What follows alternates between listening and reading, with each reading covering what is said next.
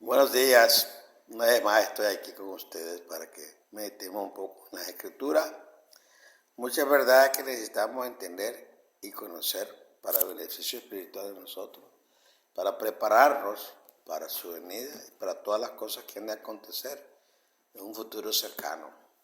Todavía estamos llenos de vida, con la gracia del Señor en nuestras vidas, la fortaleza. Ahora les voy a hablar de un tema bastante controversial, acerca de una secta llamada Pentecostales Unidos, que han crecido una barbaridad. En Colombia son millones. Es una secta que enseña la unicidad, donde dicen que el Padre en el Antiguo Testamento era el Todopoderoso, que en el Nuevo Testamento Jesús era el Todopoderoso y que ahora en la era de la Iglesia el Espíritu Santo es el Todopoderoso.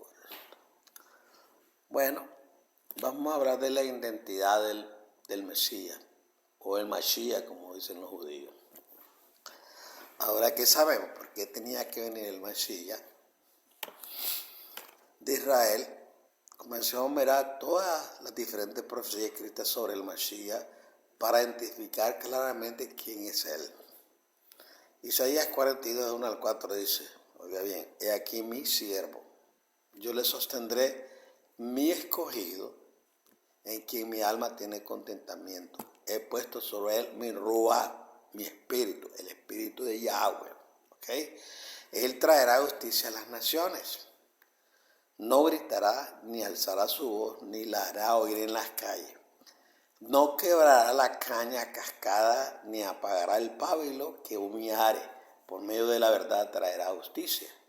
No se cansará ni desmayará hasta que establezca en la tierra justicia, y las cosas esperarán, y las costas esperarán su Torah, la ley. Así que la primera cosa que vemos es que el Mesías de Israel apoyará la Torah, la ley. Y si cualquier falso Mashiach o Mesías llega diciendo que la Torah es anulada, como la mayoría de los predicadores hablan en las iglesias evangélicas que la Torah fue anulada, entonces no puede ser el verdadero Mashiach de Israel, ni ellos pueden ser verdaderos siervos de Dios, porque están anulando la Torah, y la Torah no se anula. Es el método de vida del creyente en estado de obediencia. En Deuteronomio 13:1 dice así la palabra. Voy a ver la advertencia que le dice Moisés al pueblo de Israel. Cuando se levantara en medio de ti profeta, un naví o soñador de sueños, y te anunciara señal o prodigios, y si se cumpliera la señal o prodigio que él te anunció diciendo, vamos en pos de dioses ajenos que no conociste y sirvámosle, no darás oído a las palabras de tal profeta, ni a tal soñador de sueños, porque Yahweh, vuestro Elohim, vuestro Dios, os está probando para saber si amáis a Yahweh, vuestro Elohim, vuestro Dios, con todo vuestro corazón y con toda vuestra alma. En pos de Yahweh, vuestro Elohim, vuestro Dios, andaréis, a él temeréis, guardaréis sus mandamientos y escucharéis su voz, a él serviréis y a él seguiréis. Tal profeta o soñador de sueños ha de ser muerto, por cuanto aconsejó rebelión contra Yahweh, vuestro Elohim, que te sacó de tierra de Egipto y te rescató de casa de servidumbre, y trató de apartarte del camino por el cual Yahweh, tu Elohim, tu Dios, te mandó que anduvieses, y así quitarás el mal de en medio de ti. Si cualquier persona viene declarando que la Torah está anulada, aún si él hace algún tipo de milagro, él no puede ser el Mesías de Israel. ¿Qué tal con los predicadores? Con los que andan anunciando ahí, ya no vivimos bajo la ley, sino bajo la gracia. Entonces la ley se anula. Ellos dicen fue anulada la ley en el madero. Imagínense. Eso nos enseñaron, amigos, por 25 años. Y fui un celoso, predicaba y enseñaba. Fui un antinomianista. ¿Y qué sobre Yeshua? Vamos a hablar acerca del Mashiach de Nazaret. Proclamó él que la Torah estaba anulada La primera cosa a realizar es que el concepto cristiano de que la Torá está anulada no tiene ningún apoyo en la escritura y nunca fue predicado por Yeshua de Nazaret o Jesús. Si Yeshua o Jesús de Nazaret predicó que la Torá fue anulada, entonces él no puede ser el Mashiach de Israel. Pero mire lo que Yeshua o Jesús declaró acerca de la Torá con sus propias palabras. Estoy hablando pura Biblia. Cuando doy los textos bíblicos, pues apúntelo, investigue a ver si estoy diciendo la verdad. Mateo 5:17 dice, no penséis que he venido para abrogar la Torá o los profetas. No he venido para abrogar o terminarla, sino a cumplir. 18 dice, porque de cierto os digo que hasta que perezca, oiga bien, el cielo y la tierra, y no ha perecido, ni una jota, ni una tilde perecerá de la Torá, de la ley, hasta que todas las cosas sean hechas. En el versículo 19 dice, de manera que cualquiera que infrinja uno de estos mandamientos muy pequeños, y así enseña a los hombres, muy pequeños será llamado en el reino de los cielos, mas cualquiera que haga y enseñe esta, será llamado grande en el reino de los cielos. Esa promesa maravillosa, yo la creo, y es justo. En el Mateo 5:20 dice, porque os digo que si vuestra justicia no es mayor que la de los escribas y de los fariseos, no entraréis en el reino de los cielos. Mi amado hermano, claramente Jesús nunca enseñó que la Torá fue abrogada o la ley, sino lo opuesto, que la ley permanecerá para siempre. El Jesús cristiano helenizado, que es descrito como uno que anuló la Torá, no es la misma figura como el Jesús de Nazaret, que fue un judío de la casa de David, que no vino a anular la Torá, sino a cumplirla. Miremos otra escritura sobre el Mashiach de Israel y miremos si Jesús de Nazaret es verdaderamente el prometido Mesías de Israel. Miqueas 5:2. Mas tú, Belén Efrata, siendo la más pequeña entre los millares de judíos, de ti saldrá uno, gobernando en Israel, y sus salidas son desde la antigüedad, desde los días de la eternidad. Ahora mi pregunta es, ¿nació Jesús de Nazaret en Belén? Veamos lo que dice la escritura. Mateo 2:1 dice, cuando Yeshua nació en Belén de Judá, en los días de Herodes el rey, vinieron a Jerusalén magos de Oriente. Oye, no reyes, magos, o sea, sabios. La palabra ahí se debe decir sabios. Si Yeshua nació en Belén, otro interesante hecho de considerar es que hoy en día en Belén está ocupada 100% por los árabes. Así que si el Mesías de Israel todavía no ha nacido, ¿cómo va a él a nacer en Belén si esta ciudad es 100% árabe? ¿Qué hay más profetizado acerca del linaje o descendencia del Mesías de Israel? Leamos en Salmo 89, 3 y 4. Hice pacto con mi escogido, oiga la palabra escogido, juré a David mi siervo, diciendo, para siempre confirmaré tu descendencia y edificaré tu trono por todas las generaciones. Selah. Isaías 11:1 dice, saldrá una vara del tronco de Isaí y un vástago retornará de sus raíces. En Isaías 2 dice, y reposará sobre él el Ruach de Yahweh, el Espíritu de Dios, Espíritu de sabiduría y de inteligencia, Espíritu de consejo y de poder, Espíritu de conocimiento y de temor de Yahweh, el nombre propio de nuestro poderoso, nuestro Padre celestial, nuestro Dios. Ahora fue Yeshua un judío de la casa de David. Mateo 1:1 dice la genealogía, libro de la generación de Yeshua, el Mesías, hijo de David, hijo de Abraham. Sí, Yeshua vino de la casa de David. Ahora este es un punto muy interesante porque después de la destrucción del templo, el año 70 después de Cristo, todos los registros de descendencia fueron destruidos en ese tiempo.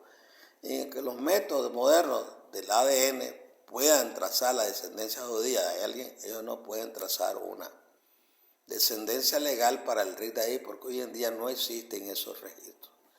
Está claro que el Mesías de Israel tenía que nacer antes de la destrucción del templo en el 70 después de Cristo. También mire esta escritura en Malaquías, que muestra que el Mesías tenía que venir antes de la destrucción del templo en el 70 después de Cristo. Malaquías 3:1 dice, y aquí yo envío mi mensajero, y él prepara el camino delante de mí, y el maestro a quien ustedes buscáis de pronto vendrá a su templo, y el mensajero del pacto en quien ustedes desean, he aquí él viene, dice Yahweh, Dios de los ejércitos. También el Mesías de Israel, de acuerdo con Primera de Reyes 5:5, será un descendiente de David por medio de Natán y no Salomón. Primera de Reyes 5:5. Yo, por tanto, he determinado ahora edificar casa al nombre de Yahweh mi Elohim, según lo que Yahweh habló a David mi padre, diciendo, tu hijo, a quien yo pondré, Natán, en lugar tuyo en su trono, él edificará casa a mi nombre. La parte interesante antes que esta está oculta entre el pasaje es que en el hebreo original la palabra para pondré viene de la palabra Natán. Y Yahweh claramente está mostrando que el linaje del Mesías no será de Salomón, sino que será por medio de su sustituto, su hermano Natán. ¿Fue la descendencia de Yeshua por medio de Natán y no Salomón? Sí. La descendencia de Yeshua fue por medio de Natán, no Salomón.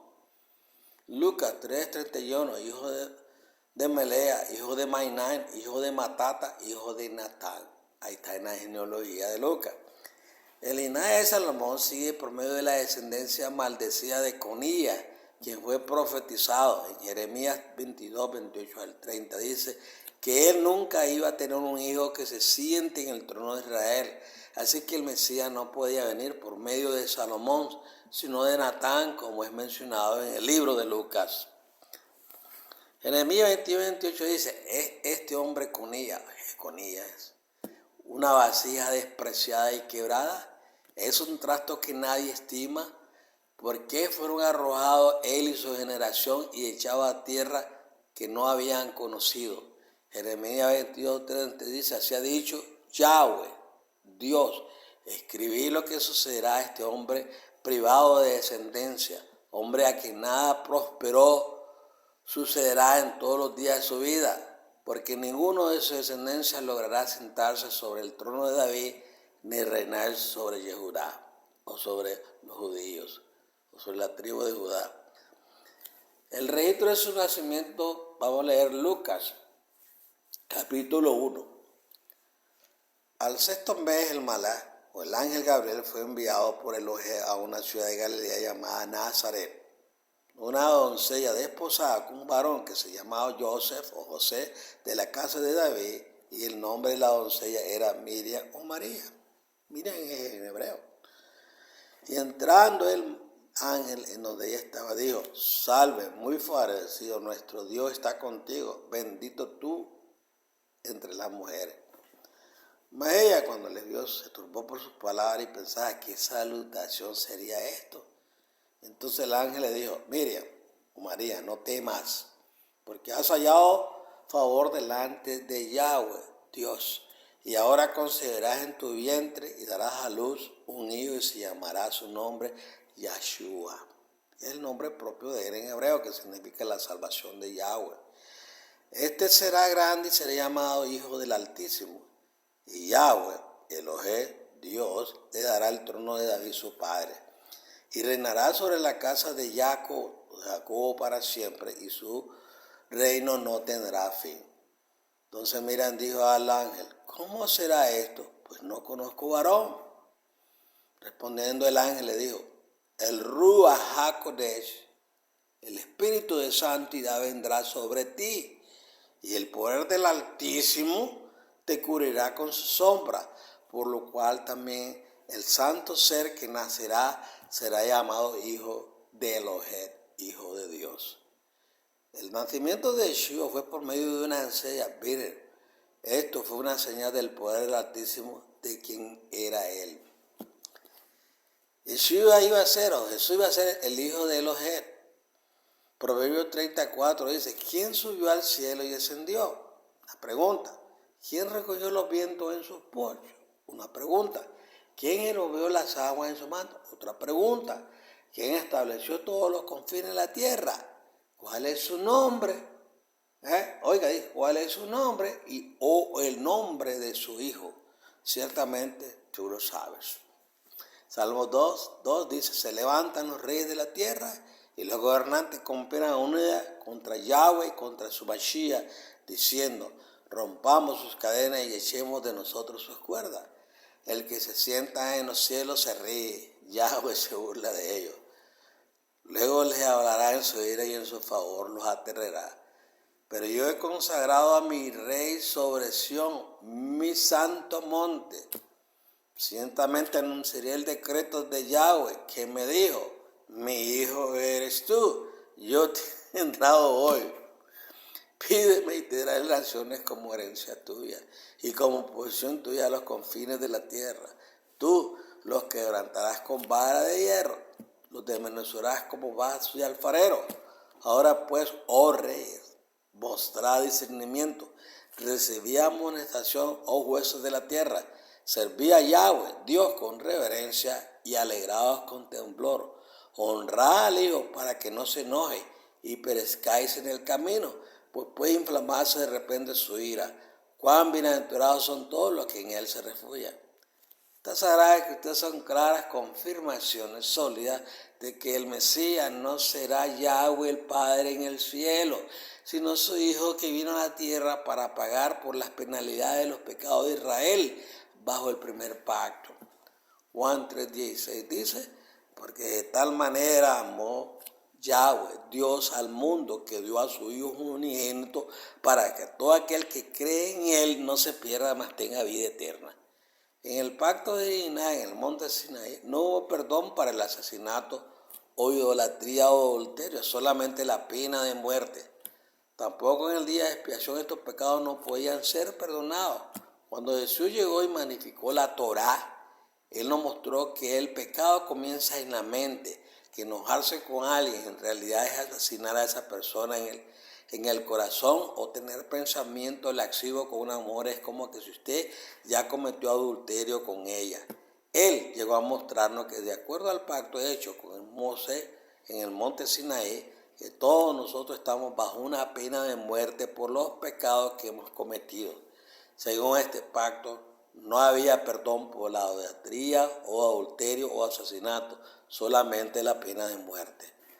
Hechos 13:39 dice, por tanto, hermano, sabéis que por medio de Él os ha anunciado el perdón de los pecados por medio del Mesías, Jesús, y que todas las cosas de que no os pudisteis ser justificados por la ley de Moisés, por medio de Él, todo aquel que cree es justificado.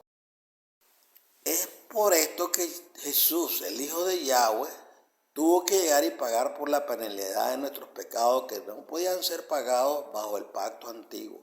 Bajo el primer pacto, los pecados fueron solamente cubiertos de año a año para mantener la relación de pacto con Yahweh, el Padre, pero sus pecados nunca fueron pagados y nunca fueron quitados. Cuando Jesús de Nazaret fue sacrificado, Él en realidad pagó y quitó los pecados de todos los que se arrepintieron de sus pecados y aceptaron su sacrificio. Ahora, si el Mesías es el Hijo de Yahweh, entonces sería lógico que Él debe también ser un ser espiritual con la misma forma espiritual que son los que habitan en los cielos. Hay muchos en el judaísmo desde hace 2000 años que critican a los creyentes en Jesús porque creen que Jesús es el Hijo de Yahweh y que igual como el Padre tiene una naturaleza celestial, pero aún aquí mismo en Él. Tanakh, o en el Viejo Testamento, nosotros claramente vemos que el Mesías de Israel tenía en su persistencia una vida celestial de la cual se despojó para hacerse el hijo de Adán o el hijo del hombre, como mandaba la ley, la Torá, y así se debía cumplir hombre perfecto por hombre perfecto. Las innumerables afirmaciones de apoyo de Yahweh, el Abba, o el Padre demuestran claramente que Jesús era su Hijo amado, su elegido, su enviado. Él dice, este es mi Hijo amado, en quien yo, Yahweh, Dios, tengo mi complacencia. Esto rechaza la mentira unicitaria de que Yahweh es Yeshua, porque esa abominable doctrina no tiene apoyo de las Santas Escrituras. Yahweh es el Padre en el cielo y es la fuente de toda bella, y Él no es Yeshua, sino que es Yeshua, o Jesús es el Hijo de Yahweh, el Hijo de Dios. Todo aquel que confiesa que Yeshua, Jesús es el Hijo, tiene la vida. Yeshua nunca proclamó ser el Padre, sino el Hijo del Padre en el cielo. Pero está claro en la Santa Escritura que Él también tenía una preexistencia celestial. Yeshua o Jesús reinará durante el milenio, pero el Padre Yahweh todavía está en el cielo.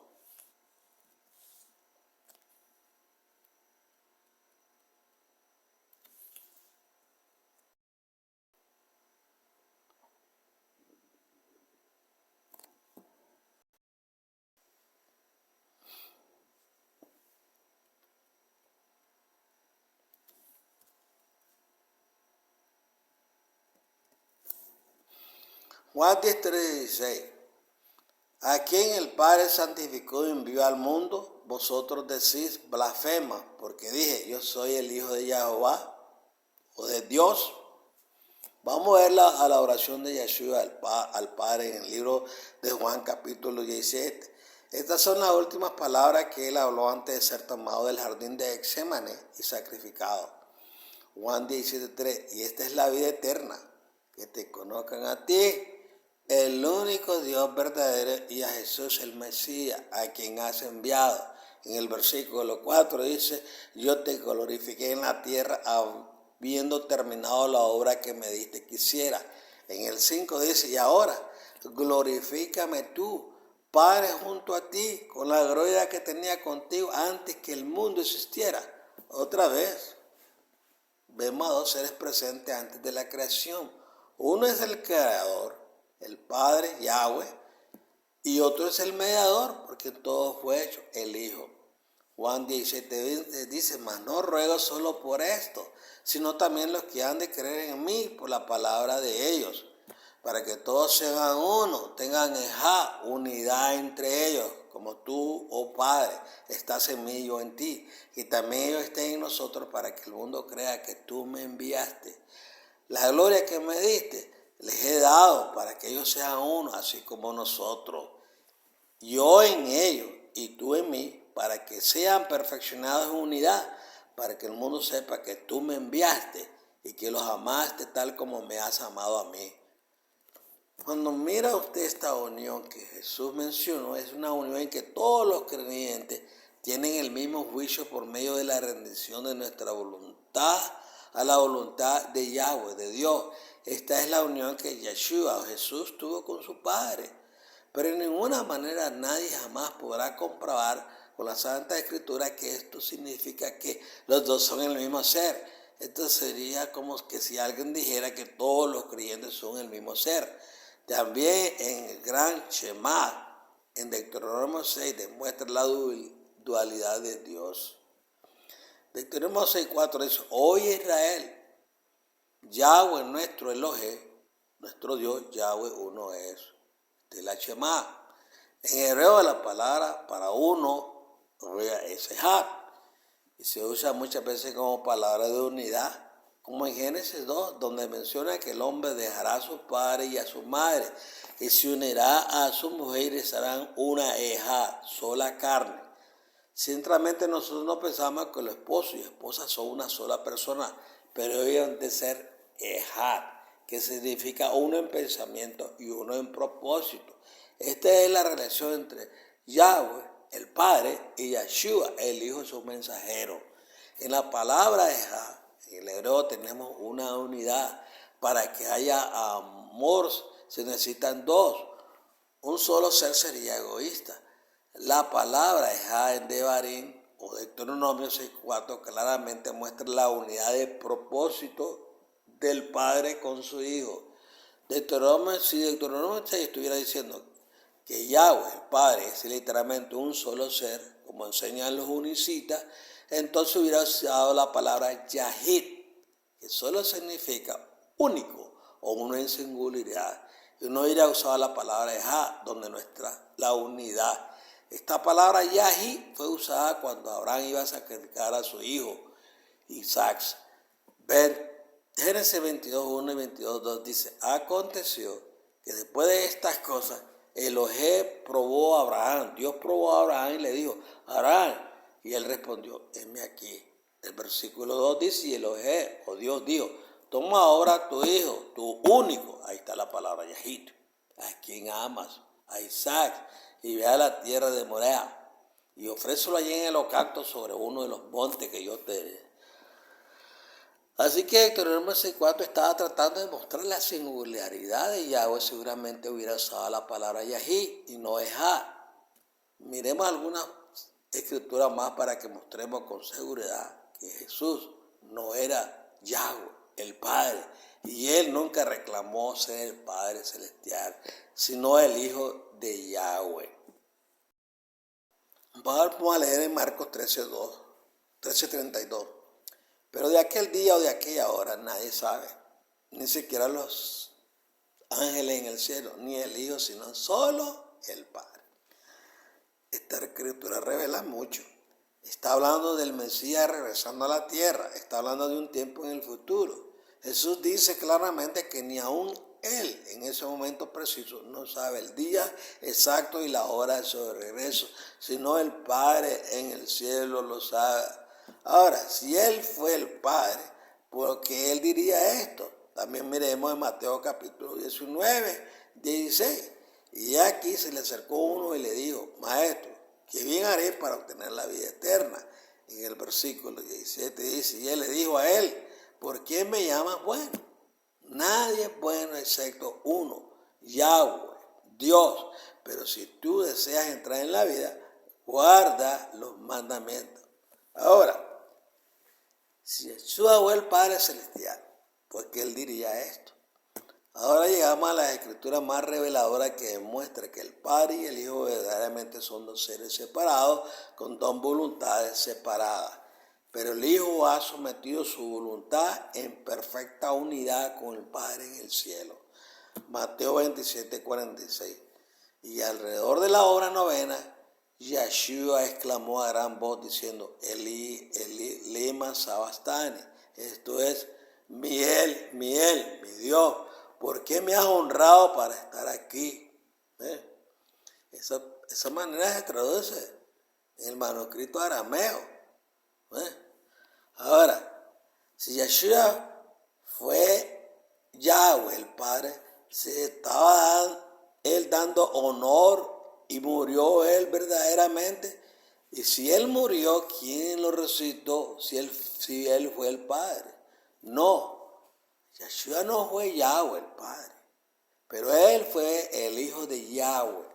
¿De dónde salió la idea de que Yahweh es el mismo Yeshua? Esto salió de hombres que no conocen el lenguaje hebreo y malinterpretan la escritura. En Isaías, donde Yahweh dice: yo Yahweh, solamente yo, para decir que él solamente es uno, en el hebreo esta frase solamente yo significa un ser. Él es la fuente de todo lo que vive. Esto es exactamente lo que el hebreo significa. También recuerde que la palabra Elohim, Dios, en el hebreo es singular. Así que donde se menciona que no hay otro Elohim, no hay otro Dios, sino solo Yahweh, simplemente está hablando de Yahweh y está en singular, que significa que él solo es Elohim. Consideramos que Yahweh, o Dios, y sus hijos son una familia, y en el orden judicial el Hijo voluntariamente ha sujeto su voluntad bajo la sumisión del Padre, como siempre ha sido, es y será. En Génesis 1:26 dice: y dijo Yahweh Elohim: hagamos al hombre a nuestra imagen, conforme a nuestra semejanza, y ejerza dominio sobre los peces del mar, sobre las aves del cielo, sobre los ganados, sobre toda la tierra y sobre todo reptil que se arrastra sobre la tierra. El Génesis 3:22 dice: entonces Yahweh Elohim, Yahweh, Dios el Padre, dijo: he aquí el hombre ha venido a ser como uno de nosotros, conociendo el bien y el mal. cuidado ahora, no vaya a extender su mano y tomar también del árbol de la vida y coma y viva para siempre. Desde la creación podemos ver claramente la unidad en la familia de Yahweh. Está Yahweh el Padre y su Hijo Yeshua Jesús. Yahweh es el nombre propio por el cual Él quiere ser llamado y conocido. Bueno, hemos terminado esta enseñanza. Espero que les sirva de bendición y estén dispuestos a enseñar la sana doctrina. Y como dicen, a luchar, a guerrear, a pelear por lo que ustedes han recibido. Esa verdad. Y la historia nos habla de muchos debates, de muchos varones de Dios que han probado que el Padre, Yahweh, Yeshua, Jesús, el Hijo, son dos personas diferentes. Bye. Dios me los bendiga y me los guarde. Continúe bendiciendo a su familia.